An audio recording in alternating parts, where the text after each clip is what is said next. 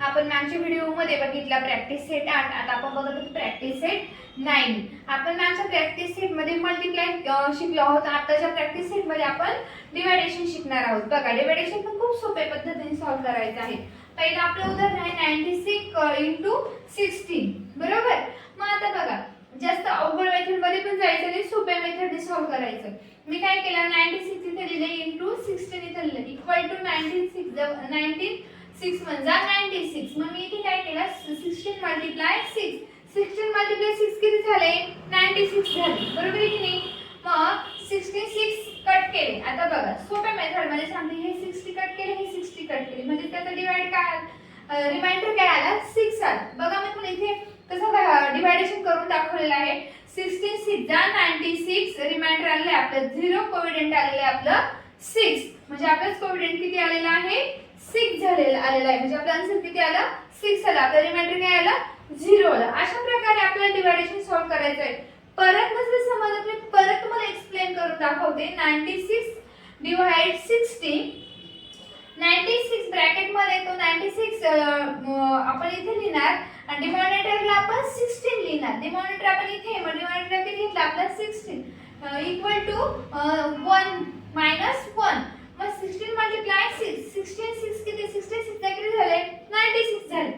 मग आपण हा 16 कट केला, हा डिनॉमिनेटरला 16 तसंच घ्यायचा असतो. मग आता इथे बघा, 16 * 6 = 96, मग रिमाइंडर काय आले इथे 0 आणि कोव्हिडंट किती आलेले आहे, 6. आता समजलंय ना, किती सोप्या पद्धतीने मला एक्सप्लेन केलं. इथे बघा, दुसरं समीकरण काय आपलं, 98 डिवाइड -24. आता 98 ला 24 ने काय करायचे, डिवाइड करायचे.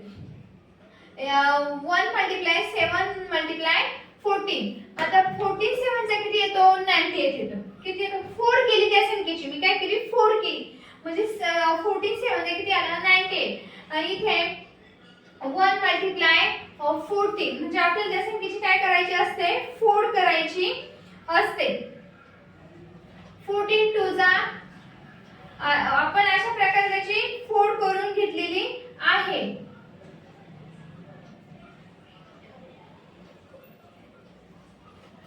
14 2 जा 28. बरोबर की नाही. मग आता -1 आपण ह्या संख्येने याला मल्टिप्लाय केलं तर डिवाइड केलं तर काय उत्तर आलं, -7 * आपल्या कोव्हिडंटला पण 2 आला आणि रिमाइंडरला पण 2 आला आणि कोव्हिडंटला पण काय आला, 7 आला, 7 आलेला आहे.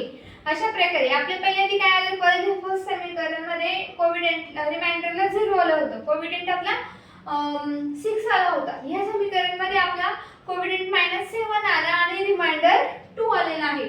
बघा 51 / 68.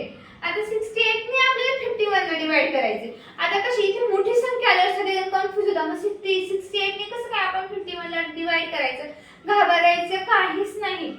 आपण त्या संख्येची काय करून घ्यायची, 4 करून घ्यायची. 73 जा 51 आणि 74 जा 68. बरोबर आहे का नाही.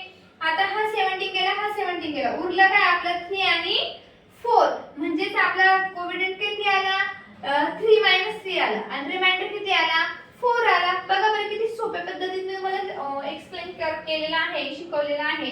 38 / 57. इथे पण मोठ्या संख्येने आपल्याला छोट्या संख्येला डिवाइड करायचं आहे. मग 57 ने 38 ला डिवाइड करायचं. मग 31 चा 31, 57 चा 1 चा 57. मग आता इथे बघा, 1 1 लिहून घेतला, मी 31 इथे लिहिला, 57 इथे लिहून घेतला.